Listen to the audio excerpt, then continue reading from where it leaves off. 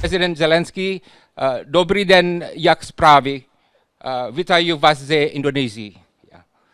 Дякуємо, що приєдналися до нас, і хочу запросити вас до виступу вашого. Ketua Foreign Policy Community of Indonesia (FPCI), Dino Patijalal mengadakan forum publik secara daring dengan Volodymyr Zelensky, Presiden Ukraina, Jumat, tanggal 27 Mei tahun 2022.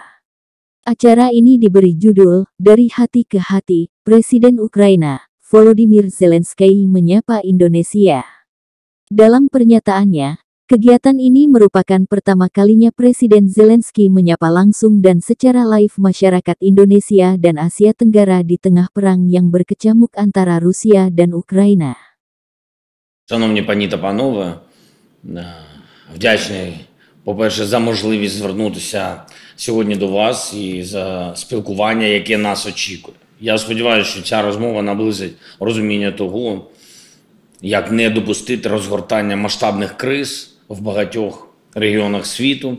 А світ зараз дійсно знаходиться на порозі одразу декількох криз. Моя країна, Україна, є одним із найбільших і абсолютно сумлінним експортером продовольства.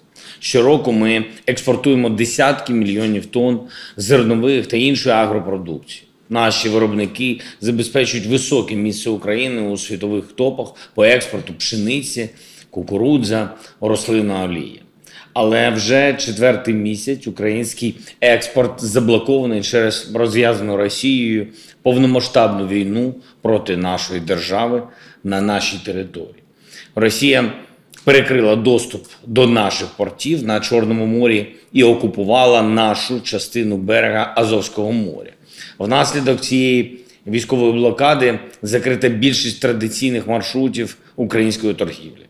Наразі 22 мільйони тонн зернових в Україні знаходяться у сховищах. Ми не можемо направити їх на світовий ринок, де вони необхідні і саме зараз, у цей час.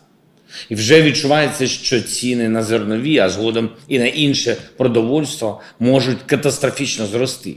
І вже урядам країн-експортерів продовольчих товарів доводиться ухвалювати рішення по закриттю експорту тієї чи іншої агропродукції зі своїх країн, щоб якось втримати внутрішні ціни від вибухового зростання і захистити власне споживання. Із загрозою хімічної чи біологічної зброї. І я вірю, що на цьому саміті будуть тільки держави-друзі, держави-партнери і не буде будь-яких окупантів. Я прошу усіх індонезійців молитися за мир в Україні, за народ України і за те, щоб мудрості світу вистачило, щоб врятувати людство від наявних загроз. Я дуже дякую вам всім за увагу. Слава Україні! Terima kasih sudah nonton. Jangan lupa like, subscribe, dan share ya.